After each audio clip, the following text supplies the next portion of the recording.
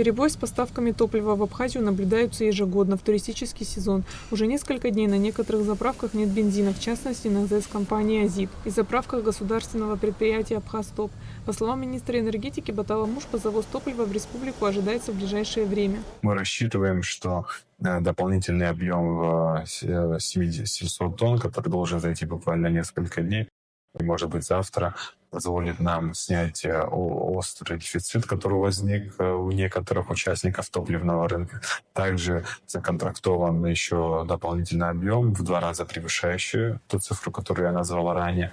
Эти поставки тоже мы рассчитываем, что зайдут в немножко отложенном периоде времени, но, несмотря на это, мы не прогнозируем, что в ближайшее время будут какие-либо дополнительные сложности. На заправочных станциях компании «Подорожник» и «Роснефть» топливо отпускают в штатном режиме. Сложности с поставками ГАЗ-М в Абхазию связаны с высокой загруженностью железных дорог. Каждый год мы летом в Абхазии наблюдаем либо ажиотажный спрос, либо какие-то перебои с поставками топлива.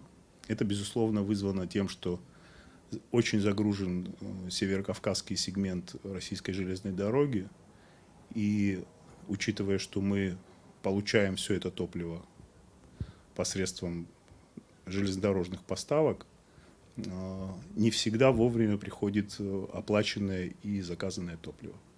Это связано с тем, что приоритет отдается пассажирским составам, а товарные составы идут по остаточному принципу, они идут уже тогда, когда пути свободны. Это касается всех видов топлива, потому что, как я и говорил, все топливо, которое поставляется в республику, оно идет с российских нефтеперерабатывающих заводов. И тут не зависит ни от какого. Дизеля немножко больше, потому что потребление дизеля традиционно меньше. Схожая ситуация происходит в Крыму и на юге России, где в настоящий момент на некоторых автозаправочных станциях наблюдается дефицит бензина в целом, особенно марки АИ-95. Основная причина перебоев – снижение производственных объемов на 3 нефтеперерабатывающих заводах на юге России, также проблемы, связанные с логистикой. Олег Лакоба, генеральный директор «Апснеойл», призывает автомобилистов не создавать топливный ажиотаж.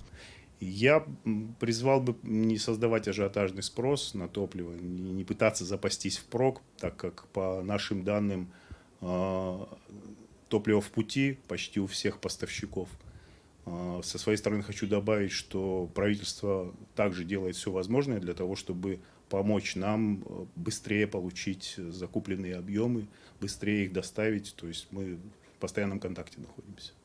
Министр энергетики Батал Мушпа подчеркнул, что правительство республики находится в ежедневном взаимодействии с российскими коллегами, чтобы не допустить усугубления ситуации. Министерство энергетики Республики Абхазия, правительство в целом контролирует процесс топливного обеспечения. Мы находимся в практически ежедневном взаимодействии с Министерством энергетики Российской Федерации, где информируем коллег о тех неотложных мероприятиях, которые для нас важны в вопросах топливного обеспечения. Таким образом, топливный коллапс республике не грозит. Нет необходимости паниковать и запасаться бензином впрок.